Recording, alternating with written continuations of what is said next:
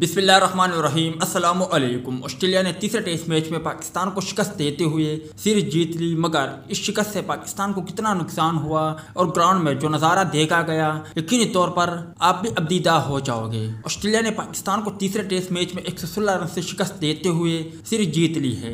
दोस्तों, पांचवा दिन ना तो पाकिस्तान टीम के लिए अच्छा था, ना बाबर आजम के भाई के लिए और ना ही शायकीन क्रिकेटर के लिए जो पाकिस्तान के सपोर्ट के लिए मैदान में थे और पाकिस्तानी सपोर्टर थे। दोस्तों, बाबर आजम के आउट होते ही ग्राउंड में मायूसी छा गई। बाबर आजम का भाई भी काफी अबदीदा हुआ और उदास हो गए, जबकि पाकिस्तान टीम को शिकस्त के साथ ही चैंपियनशिप पॉइंट टेबल पर पाकिस्तान टीम को बड़ा धचका लग गया है। पाकिस्तान टीम चौथे नंबर पर पहुंच गई है। ताहम बाबर आजम के लिए अच्छी खबर यह है कि बाबर आजम टेस्ट रैंकिंग में तीसरे या चौथे नंबर पर पहुंच सकते हैं। इस वक्त बाबर आजम टेस्ट रैंकिंग में 5वें नंबर पर मौजूद है। आखिर में ऑस्ट्रेलियन टीम को शानदार जश्न और शानदार जीत पर मुबारकबाद। चूंकि क्रिकेट है, क्रिकेट में हार जीत होता है, जो अच्छा खेलेगा जीत उनकी मुकद्दर होगी। ताहम अगर तीसरे मैच में बाबर आजम के साथ दीगर बल्लेबाजों ने जिम्मेदारी का मुजाहरा किया होता तो आज इस मैच का नतीजा कुछ अलग होता।